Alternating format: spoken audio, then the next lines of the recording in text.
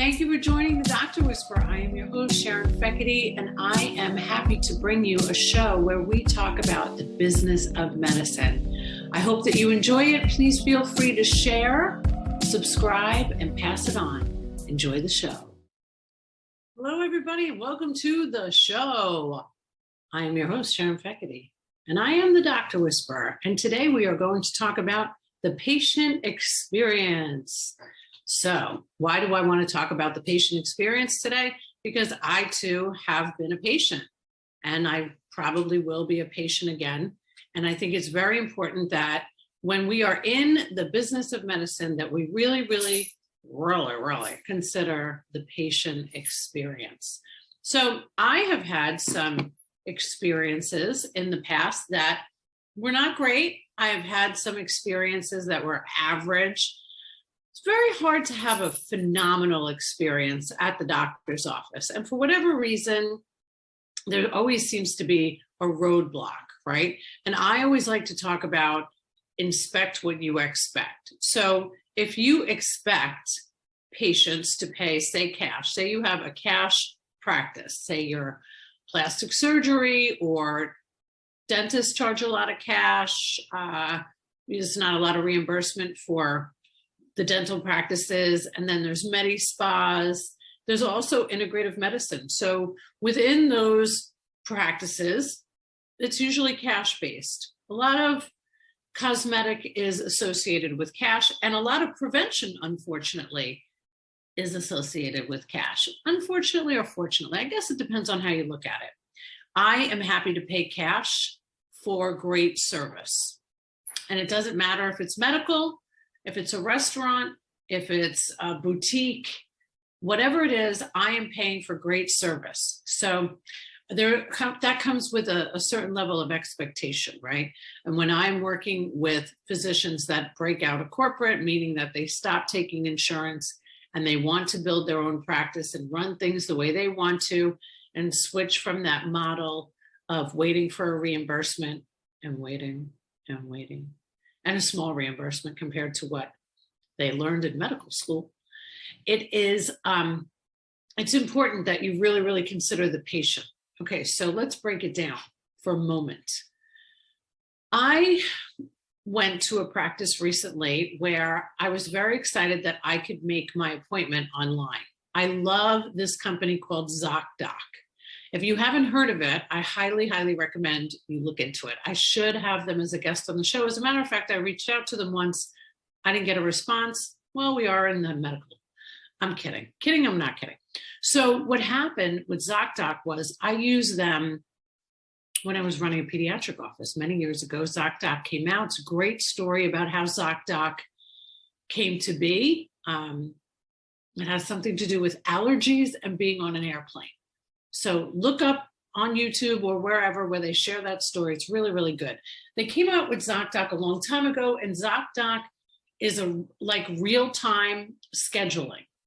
It comes with a cost, of course, for a doctor's practice, but it's not only easy for ZocDoc appointment scheduling to integrate with your EMR system, but it is also really great in terms of your search engine optimization. So that is probably another episode one day where we will get into all of what does that mean. But SEO is search engine optimization, and it's very expensive to make sure that your practice is searchable on Google. Okay. With that, you have to pay either for rankings, you have to hire a company that specializes in SEO, or you could use ZocDoc. You could use both. It all depends on what your marketing budget looks like, which you should have, by the way. But ZocDoc is great. So I used it when they first came out, and it worked really great, but mostly because we were on the first page of Google the entire time I was at the practice. Now, I have no idea if that's still the case. It's been a long time since I've been there, about 9 years now. But I would have never given up ZocDoc for the search engine optimization alone. So that said, I was able to schedule through ZocDoc. And then I went online to their website to fill out the paperwork. I got a phone call from the office and they said, okay, don't forget, fill out the paperwork and send it back to us. But if you don't have a scanner, you could just bring it into the office. And I thought, wait a minute, there's a disconnect right there. If I can go onto your website and fill out the paperwork, now you want me to print it and write it like with a pen and then bring it with me to my appointment? Oh my goodness, that seems a little cray-cray. But that was the case. And that is a very, very easy fix, to make a PDF editable. That is 10 years ago. That might be an exaggeration, but nobody should be printing out their paperwork and then bringing it into an office. If we're going to move into technology, hopefully one day you will say, you know what, there's something about this technology thing. I got to tell you, you have to eliminate the roadblocks to making this a good patient experience. So anyway, I bring my paperwork in. I killed a few trees. I printed it all out. I brought it in. It was fine. Had a very nice experience at the doctor's office, but it was not certainly something that I would say was a phenomenal experience. Okay. Yes, the doctor was good. The medical assistant was better. The doctor was very clinical in her explanation of things. That wasn't a great experience. I wanted her to talk to me like I wasn't a doctor. And then I went to another practice, and this was a cash-based practice. And I got to tell you, I was really excited about them because they too were on ZocDoc. I was able to make my appointment online, but then I got like an abundance of phone calls to make this appointment. Too many phone calls, too many text messages, too many emails. I was able to fill out my paperwork online on an editable. Wouldn't that be fun if it was edible as well as editable? So an editable PDF. So I was able to type in all of my information, send it back over. And then I got a text message to fill out more paperwork, and it was all the same paperwork. And then they charged me a copay, but it was a cash practice. It was not a good experience. This one I paid cash. So that to me is a big, epic, huge monster fail. If you are going to have the audacity to do something different from everybody else, which is have a practice that is all about the patient experience, you have to inspect what you expect. You have to test what the website looks like, what it looks like to find you on Google. Do the directions match where your location is? Do they have the right spelling? Are you on social media? Do you have really great people working up front for you? Are you introducing yourself to the patient when they come in? Like, that's important. If you're going to bring your medical assistant into the room with you, or if you have like a student with you, and that happens a lot in medical practices where doctors in med school have to do internships. It's called something different, but for the people that are not in the medical industry, so they come in and they shadow the doctor. You should introduce who this person is, because believe me, the patient is wondering, like, who the hell is this? I'm about to tell you some very personal information about myself, and you are not revealing who this person is. Well, me, because I'm in the industry and I'm pretty bold in my delivery, I always make sure to ask, who the heck are you? We interrupt this awesome podcast to share with you about our sponsor, TIE Technology. TIE Technology was founded with the thought that every customer deserves exceptional customer services. So if you know of any company that has a phone system where the auto attendant doesn't really sound good, you press 1 and you think you're going to go to a live person, but you end up with a broken recording, it's probably time that you call TIE Technology. And if you mention this podcast, you will get the first 3 months for free. So make sure you mention the Dr. Whisperer podcast show. Check them out. So you really have to consider, what is it like when somebody calls the main office? One of my sponsors for the Dr. Whisperer is TIE Technology.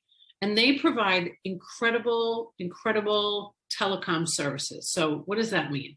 That means that their auto attendant, so when I call in as a patient and an answering service type answers the phone, it's an auto attendant and they say, press 1, press 2, press 3. It works, right?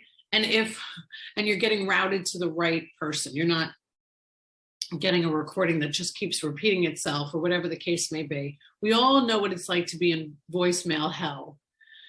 I always recommend Thai technology because this is like the phone is very, very important. The first introduction to your practice is when somebody calls your office to make an appointment. So today I'm going to be 50 in October and I'm making my colonoscopy appointment.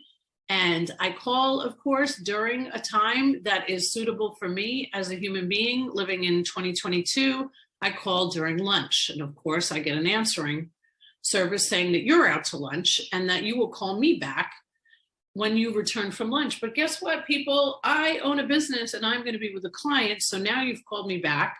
I'm not going to be able to get back to you because the humans running around on the earth go to lunch.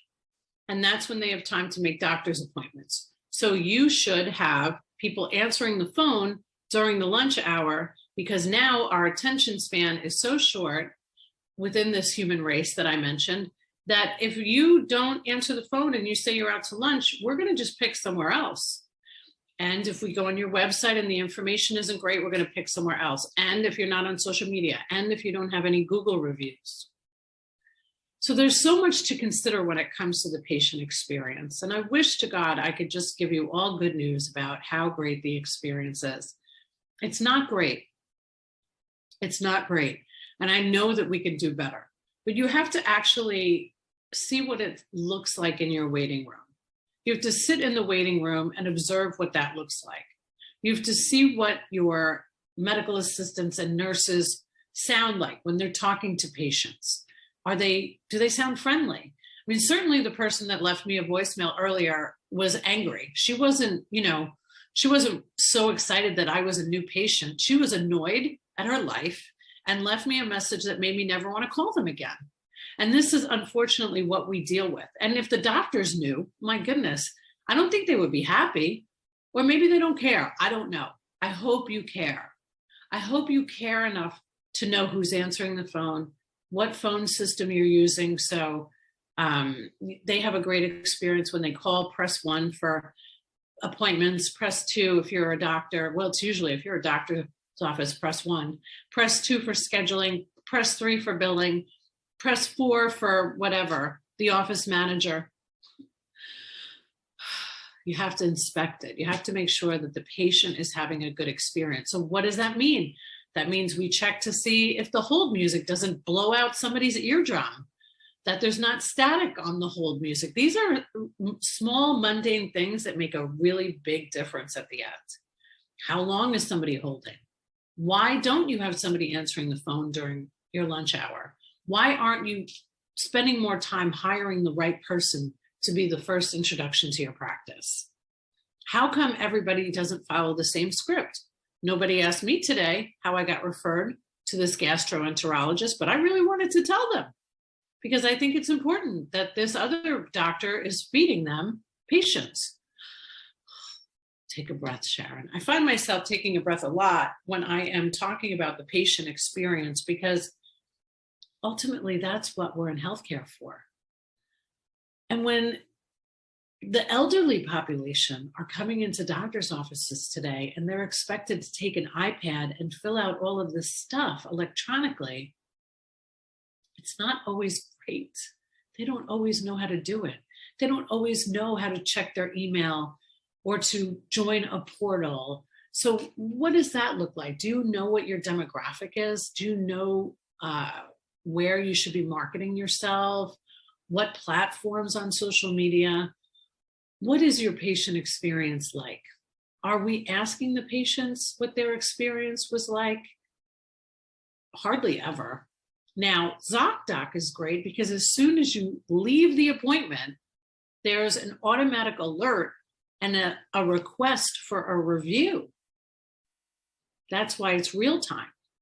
Now, I'm sure there's other companies other than ZocDoc, but it's been my experience in the last 10 years that they are the best because they have real-time reviews. And yeah, you have to spend money, doc or practice manager, whoever might be listening, to invest in something that's really going to help your efficiency and your search engine optimization.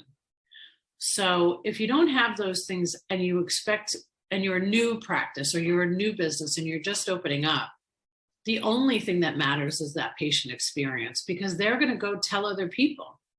I posted about this new experience that I had, and I gave all positive feedback because I was excited that this particular specialty was in my neighborhood and I knew other people would want to know about it. What they don't know, what they don't realize is that they're going to have to pay out of pocket, that they don't take insurance. It's certainly not common knowledge when you look on the website. It does not clearly identify how much an initial consult is, how much a follow-up is. But at this point, why aren't we being transparent with our cost? Why aren't we telling everybody about the prices? Because really all we need to do is see what the market dictates. If there's other specialties in your area, make sure that you are charging people the same amount that Dr. Shlomo down the street is charging somebody. And that's simple. That's simple information to obtain. But I do think that it is high time that our physicians that own practices and that our practice managers do a little better when it comes to the patient experience. And the only way to do that is to inspect what you expect. So if you expect to have a successful practice, if you expect to grow, well, then you have to inspect every little thing that's going on within your organization. The people that you've hired. If you've made bad hiring choices, then you need to get somebody that knows how to hire, because guess what? That is a skill. If you don't have good social media, you really need to consider hiring a company or bringing somebody like myself in to come in and train your organization on how to do good social media in 2022. There's so much to learn and there's so much to understand. So much goes into running a medical practice. But you have to really consider the patient at the end of the day. And what is their experience like? I can't wait for the day that my parents call me and tell me that they had a great experience when they went to the doctor. And a lot of the time, the doctor is really great. It's just getting to them. Everything else leading up was not great. So we have to change that experience because there's too many choices out there. And I highly recommend that if you want to stay in practice, that you start inspecting what you expect. I'll keep saying it because I think it's so important.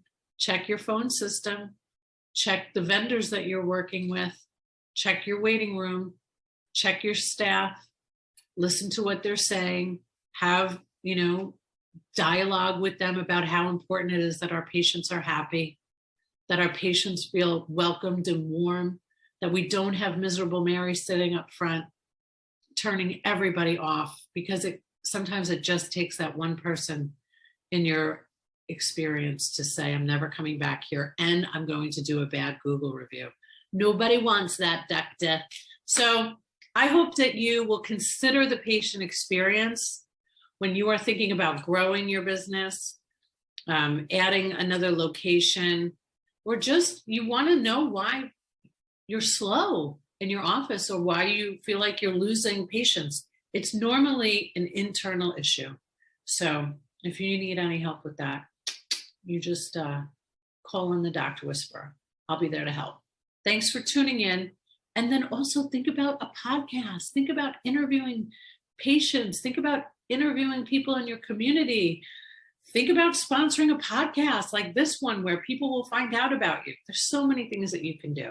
But make sure that that patient is happy because they are the most important part of your medical practice.